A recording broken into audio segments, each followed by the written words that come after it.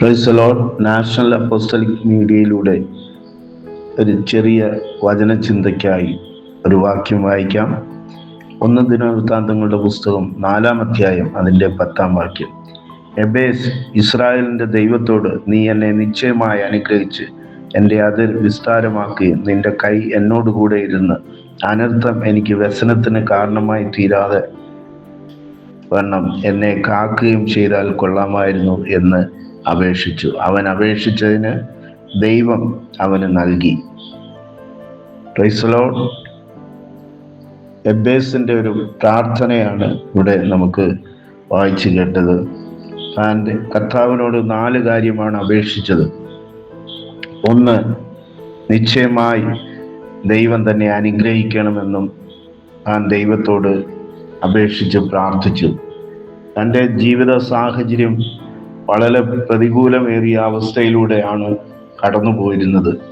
തൻ്റെ അമ്മ തന്നെ വേദനയോടെ പ്രസവിച്ചത് കൊണ്ട് തനിക്ക് എബേസിന് പേരിടുവാനിടയായി. എന്നാൽ എബേസ് ആ വേദനയിൽ അടിമപ്പെട്ട് ആ വേദനയിൽ തന്നെ ജീവിതം തുടരുവാൻ ആഗ്രഹിച്ചില്ല. എബേസ് പ്രാർത്ഥന കേൾക്കുന്ന ഇസ്രായേലിൻ്റെ ദൈവത്തോട് പ്രാർത്ഥിക്കുവാനിടയായി. ആ ദൈവം തൻ്റെ പ്രാർത്ഥനയ്ക്കൊക്കെയും മറുപടി നൽകി എന്ന് ഈ തിരുവചനത്തിൽ നമുക്ക് കാണുവാൻ കഴിയും. നമ്മുടെ ജീവിതത്തിൽ ഏത് സാഹചര്യം, പ്രതികൂലം നിറഞ്ഞ സാഹചര്യമായിരുന്നാലും പ്രാർത്ഥന കേൾക്കുന്ന ഒരു ദൈവം നമുക്ക് സ്വർഗത്തിലുണ്ട്. ആ ദൈവത്തോട് അപേക്ഷിക്കുന്നവർക്ക് ദൈവം മറുപടി നൽകുന്ന ദൈവമാണെന്ന് തിരുവചനം നമുക്ക് വായിക്കുമ്പോൾ കാണുവാൻ കഴിയും. ഉൽപ്പത്തി പുസ്തകത്തിൽ നമുക്ക് യാക്കോബിനെ കുറിച്ച് കാണുവാൻ കഴിയും. ഉൽപ്പത്തി പുസ്തകം 32-ാം അധ്യായത്തിൽ യാക്കോബ് ഏശാവ് നിമിത്തം ഭയപ്പെട്ട് തനിക്കുള്ളതെല്ലാം അക്കരെ കടത്തിയ ശേഷം താൻ ദൂതനോട് മല്ല് പിടിച്ച് പൊരുതുവാനിടയായി. ഉൽപ്പത്തി പുസ്തകം 32-ാം അധ്യായം അതിൻ്റെ 26-ാം വാക്യത്തിൽ ഇങ്ങനെ കാണുന്നു: ഉഷസ് ഉദിക്കുന്നുവല്ലോ എന്ന് അവൻ പറഞ്ഞതിന്, നീ എന്നെ അനുഗ്രഹിച്ചല്ലാതെ ഞാൻ നിന്നെ വിടുകയില്ല എന്ന് അവൻ പറഞ്ഞു. തൻ്റെ ജീവിതത്തിൽ തനിക്ക് നേരെ വരുന്ന ഏശാവിനെ നേരിടുവാനുള്ള പ്രാപ്തിയോ ബലമോ തനിക്കില്ല എന്നതിനാൽ താൻ ദൈവത്തോട് സഹായം ചോദിച്ച് തന്നെ നിശ്ചയമായി അനുഗ്രഹിച്ചിട്ടല്ലാതെ താൻ തന്നെ വിടുകയില്ല എന്ന് യാക്കോബ് പറയുവാനിടയായി. നമ്മുടെ ജീവിതത്തിൽ നമ്മുടെ പ്രതികൂല സാഹചര്യങ്ങളിന്മേൽ നമ്മളെ അനുഗ്രഹിക്കുന്ന ഒരു ദൈവമാണ്. അതുകൊണ്ടാണ് ദാവീദ് 23-ാം സങ്കീർത്തനത്തിൽ പറയുന്നത്, ഞാൻ കൂരിരുൾ താഴ്വരയിൽ കൂടി കിടന്നാലും ഒരനർത്ഥവും ഭയപ്പെടുകയില്ല, എൻ്റെ വടിയും കോലും എന്നെ ആശ്വസിപ്പിക്കുമല്ലോ. 1-ാമത്തെ പ്രാർത്ഥനയ്ക്ക് എബേസ് പറയുകയാണ്, നീ നിശ്ചയമായി എന്നെ അനുഗ്രഹിക്കണം. സ്തോത്രം.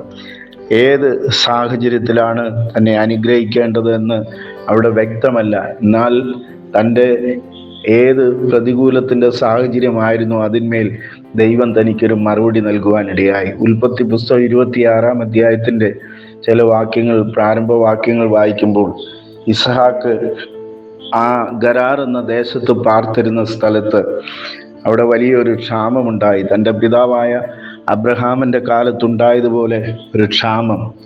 ആ ക്ഷാമകാലത്ത് താൻ എഴുന്നേറ്റ് മിസ്രൈമിലേക്ക് പോകുവാൻ താല്പര്യപ്പെട്ടപ്പോൾ യഹോവയായ ദൈവം തനിക്ക് പ്രത്യക്ഷനായി. തൻ്റെ പിതാവായ അബ്രഹാം ദൈവത്തിൻ്റെ കൽപ്പനകളും ചട്ടങ്ങളും ഒക്കെ പ്രമാണിച്ചിരുന്നത് കൊണ്ട് ഇസ്ഹാക്കിനോട് പറയുകയാണ്, ഇസ്ഹാക്കേ, നീ മിസ്രൈമിലേക്ക് പോകരുത്. നീ ഗരാർ എന്ന ദേശത്ത് തന്നെ പാർത്തുകൊള്ളുക എന്ന് അരുളി ചെയ്തു. ഇസ്ഹാക്ക് മടങ്ങി ഗരാർ എന്ന ദേശത്ത് നിന്ന് പാർക്കുവാനും ആ ആണ്ടിൽ ക്ഷാമകാലത്ത് താൻ വിതയ്ക്കുകയും 100 മേനി ഫലം കൊയ്യുവാൻ ദൈവം തന്നെ അനുഗ്രഹിപ്പാനിടയായി. സ്തോത്രം. ഇന്ന് ഈ സമയം നമ്മളെ അനുഗ്രഹിക്കുന്ന ഒരു ദൈവമാണ്.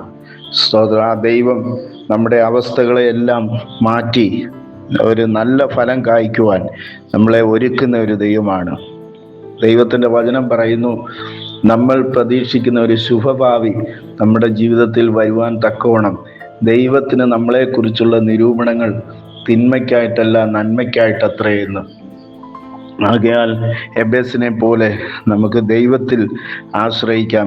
ഏത് വിഷയമായിക്കൊള്ളട്ടെ, അതിന്മേൽ നമുക്ക് വേണ്ടി അത്ഭുതങ്ങളെ പ്രവർത്തിക്കുന്ന ഒരു ദൈവം, ആമീൻ, നമ്മുടെ പ്രാർത്ഥന കേൾക്കുന്ന ദൈവസന്നിധിയിലേക്ക് നമ്മുടെ വിഷയങ്ങളെ കൊണ്ടുവരാം. രണ്ടാമതായിട്ട് താൻ പറയുന്നത്, തൻ്റെ നിശ്ചയമായിട്ടും തന്നെ അനുഗ്രഹിക്കണം, അതിരുകളെ വിസ്താരമാക്കണം, ദൈവത്തിൻ്റെ കരം തന്നോട് കൂടെ ഇരിക്കണമെന്ന് താൻ ദൈവത്തോട് അപേക്ഷിക്കുന്ന രണ്ടാമത്തെ പ്രാർത്ഥന നമുക്ക് കാണുവാൻ കഴിയും. ഇവിടെ അപ്പോസ്തല പ്രവൃത്തി 4-ാം അധ്യായത്തിൽ അപ്പോസ്തലനായ പത്രോസും യോഹന്നാനും വലിയൊരു പ്രതിസന്ധിയിൽ അകപ്പെട്ടു.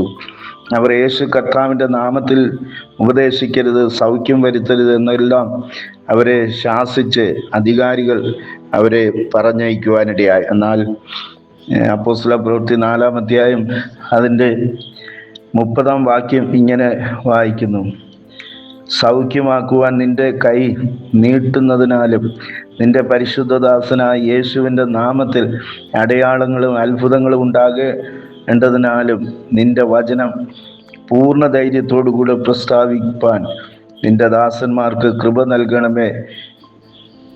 ഇങ്ങനെ പ്രാർത്ഥിച്ചപ്പോൾ അവർ കൂടിയിരുന്ന സ്ഥലം കുലുങ്ങി. എല്ലാവരും പരിശുദ്ധാത്മാവിനാൽ നിറഞ്ഞവരായി ദൈവവചനം ധൈര്യത്തോടെ പ്രസ്താവിച്ചു. ഇന്ന് ഈ സമയം അവരെ ഇടുക്കിക്കളയുവാൻ നോക്കിയ സാഹചര്യത്തിൽ ദൈവത്തോട് പ്രാർത്ഥിച്ച അവരുടെ പ്രാർത്ഥനയ്ക്ക് ദൈവം മറുപടി നൽകുവാനിടയായി. ആമീൻ. ദൈവത്തിൻ്റെ വചനം പറയുന്നു, 1 കൊരിന്ത്യർ 2-ാം അധ്യായത്തിൻ്റെ വാക്യത്തിൽ ഇങ്ങനെ പറയുന്നു, 9-ാം വാക്യം: ദൈവം തന്നെ സ്നേഹിക്കുന്നവർക്ക് വേണ്ടി ഒരുക്കിയിട്ടുള്ളത് കണ്ണ് കണ്ടിട്ടില്ല, ചെവി കേട്ടിട്ടില്ല, ഒരു മനുഷ്യൻ്റെ ഹൃദയത്തിൽ തോന്നിയിട്ടുമില്ല.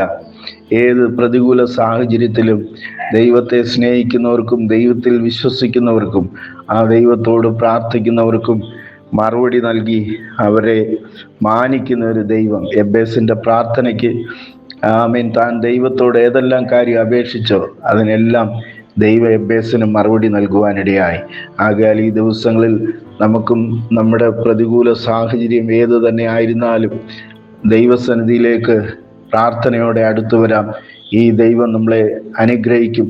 നമ്മുടെ പ്രാർത്ഥനയ്ക്ക് മറുപടി നൽകി നമ്മളെ മാനിക്കുന്ന ദൈവമാകയാൽ ദൈവസന്നിധിയിൽ ഏൽപ്പിക്കാം. ഈ വാക്കുകളാൽ ദൈവം നമ്മളെ അനുഗ്രഹിക്കുമാറാകട്ടെ.